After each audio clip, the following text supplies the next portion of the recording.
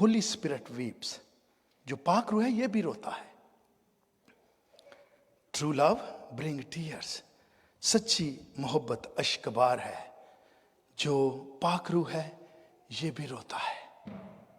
और इमाल 2 बाब 38-39 वर्ष में लिखा है, पतरस ने उनसे कहा कि तौबा करो और तुम में से हर एक अपने गुनाहों की माफ़ी के लिए यीशु मसीह के नाम पर बपतिस्मा ले, तो तुम रूल कुद्दस इनाम में पाओगे। इसका मेरे जीजो जो पाकरू रोता है, ये पाकरू उस शख्स हर के लिए रोता है जो उस पर ईमान लाता और उसको अपने अंदर रखता है। जो बपतिस्मा लेगा रूल कुद्दस इनाम में पाओगे। तो करना क्या है? बपतिस्मा पहले नंबर पर हमें उस वक्त लेना चाहिए जब हम 100% इस बात के लिए रेडी हैं कि अगली जिंदगी हम खुदावंद यीशु मसीह के लिए जिएंगे। अगर बपतिस्मा लेकर उल्टे काम स्टिल करने हैं तो मेरी एडवाइस है वर्ल्ड वाइड, वो बहन है वो भाई, बपतिस्मा न ले। उसको आपके बपतिस्मे की जरूरत नहीं है।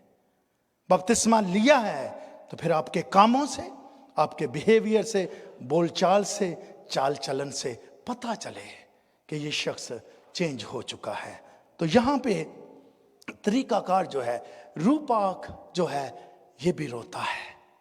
और ये उन्हीं के लिए रोता है जिनके अंदर होता है। और फिर लिखा इसलिए कि ये वादा तुम और तुम्हारी औलाद और उन सब दूर के लोगों से भी है जिनको खुदावंद हमारा खुदा अपने पास बुलाएगा। क्योंकि ये वादा, इस पाकरू अगर मैं और आप चाहते हैं हमारे लिए रोए, तो रोएगा तब जब कनेक्शन होगा। पिछले सारे पॉइंट में हमने देखा कोई दोस्त है उसके लिए रोता है, किसी का बेटा मर गया है उसके लिए रोता है, ये बहनें अपने भाइयों के लिए रो रही हैं जहां कनेक्शन है। लेकिन क्या पाकरू के साथ कनेक्शन है या नहीं? हिब्रू 7:25 वर्ष में लिखा है, इसलिए जो उसके वसीले से खुदा के पास आते हैं वो उन्हें पूरी पूरी निजात दे सकता है, क्योंकि वो उनकी शफायत के लिए हमेशा जिंदा है। He always lives to intercede for them।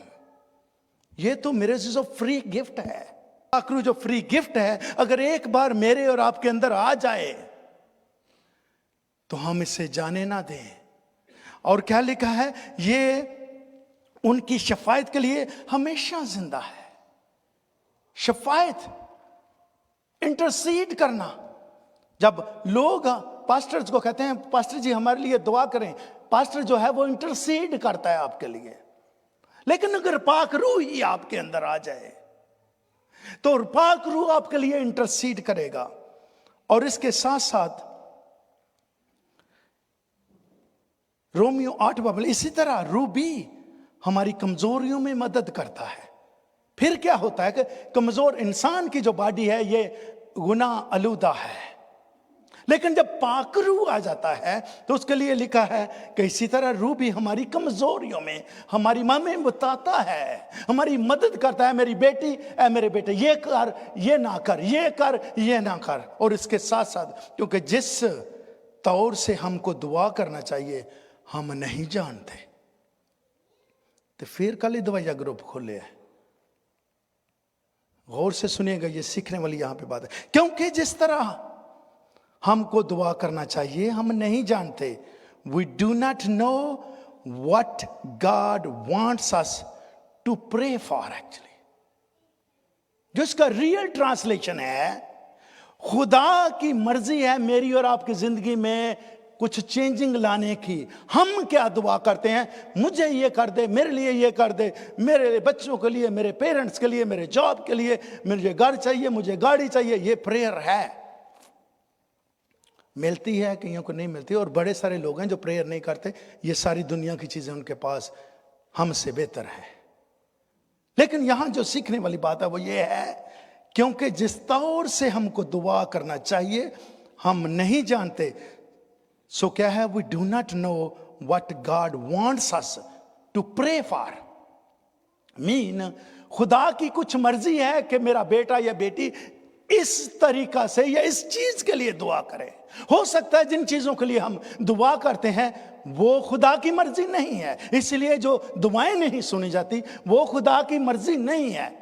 अब मर्जी को कैसे फिर जाने? खुदा वहां पे बैठा है, कैसे जाने कि कैसे हम दुआ करें तो सुनी जाएगी? आगे है, मगर रूह खुद ऐसी आहें भर भर कर हमारी शफायत करता है जिनका बयान नहीं हो सकता।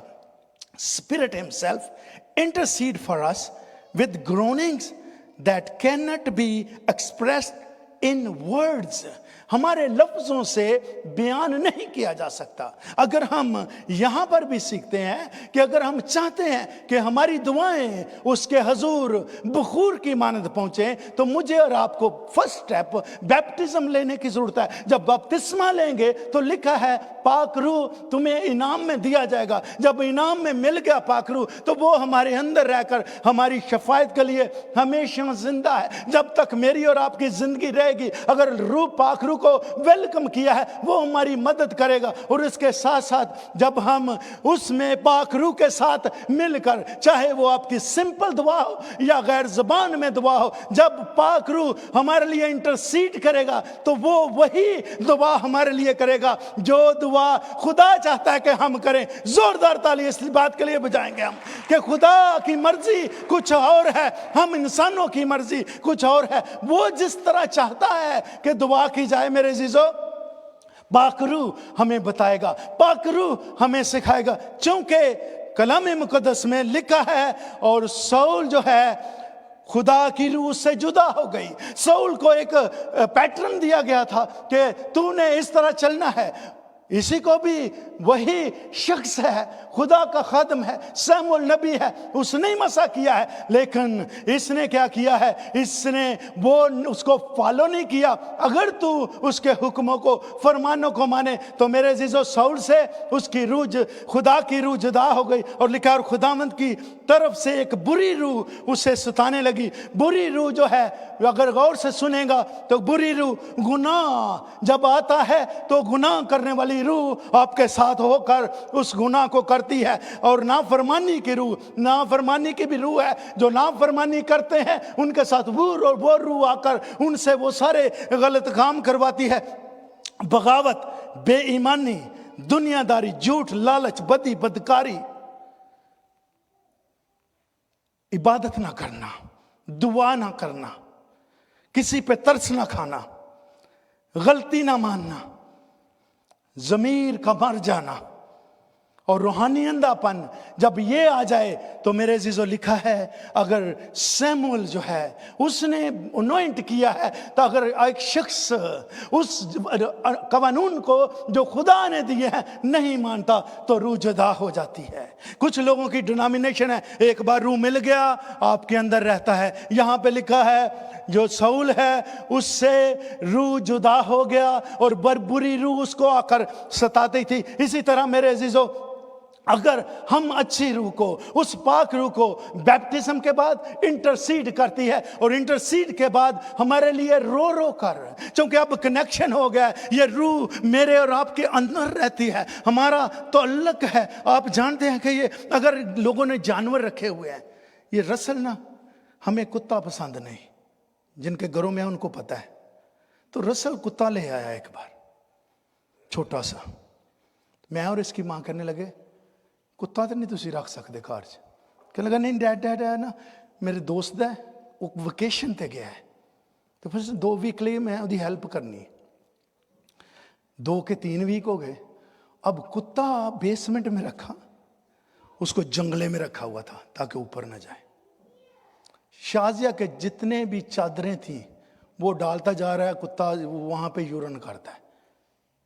एक दिन हम हर रोज, और जब भी उसने भौंकना, सिमरन ने ऊपर से नीचे नहीं आना।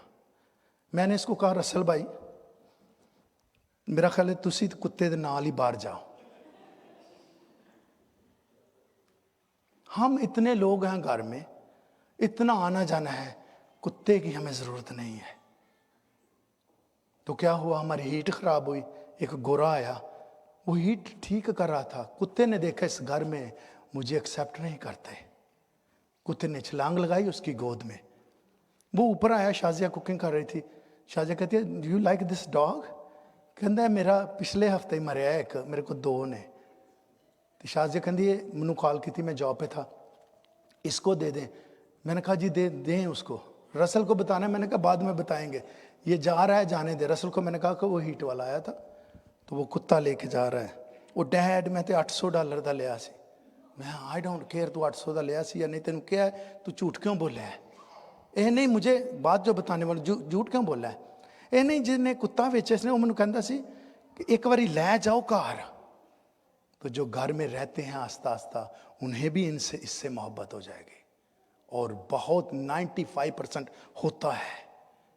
जो नई चीजें जब उनके साथ रहना शुरू कर देते हैं तो ऑटोमेटिकली आप उनसे मोहब्बत हो जाती है, प्यार हो जाता है, वो कैसे भी हों। यही बात यहाँ पे है मेरे जैसो कि जब हम उसको बैप्टिज्म लेकर अनाम में हमें मिलेगा पाखरू, लेकिन जब इनाम में मिल गया है तो फिर उसका काम शुरू हो जाता है। और वो सारी चीज़ें जो हमें मोहब्बत से रोकती हैं, रूह का फल, ये दरख्त रूह के फल का आपके अंदर लग जाता है, फिर मोहब्बत झलकेगी आपसे, दूसरों से आप मोहब्बत करेंगे। जिनको खुशी नहीं है, जिंदगी में खुशी नहीं मिली, इस दरख्त को लगा के देखे पाक रूह के, आपको खुशी मिलेगी। जिनको इत्मीनान नहीं, जिनको तहम्मुल नहीं, जो मेहरबानियों से नाकस हैं, ये मोहब्बत रूह का जो अंदर दरख्त लग जाए तो मेरे अजीज़ों ये आपसे झलकनी शुरू हो जाएगी।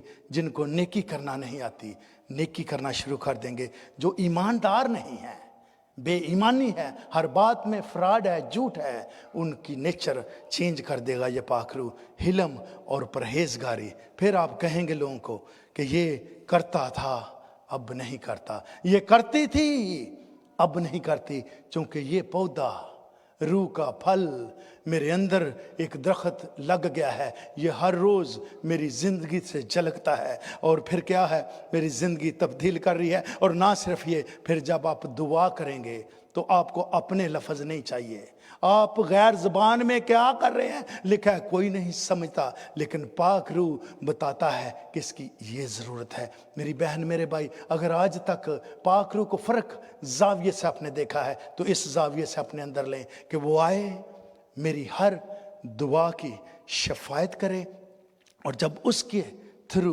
पाक रूह के थ्रू शफायत होगी तो पाक रूह राह दिखाएगा, पाक रूह गवाही देता है, पाक रूह सिखाएगा, पाक रूह खुशी बख्शेगा। पाक रूह जो है रूह का फल पैदा करता है और मोहब्बत पैदा करता है, शफायत करता है, रास्तबाज बनाता है और कफ़ारे के लिए हमें सील करता है और खुदा की मोहब्बत से हमें भरता है। और इन सब से बढ़कर आहें बर बर कर, सिसकियाँ ले लेकर पाक रूह खुदा से इल्तिजा करता है कि मेरी इस बेटी, मेरे इस बेटे की ये ज़रूरत है, खुदावंद इससे पूरा कर। तो खुदा पूरा करता है और लोग इस ज़िंदगी में जो इंसानों में, दुनिया में है, इसमें भी इत्मीनान से, खुशी से, मोहब्बत से रहते हैं और आने वाले जहान में भी। खुदावंद इस कलाम के वसीला से हम सबको बड़ी बरकत दे। Thank you.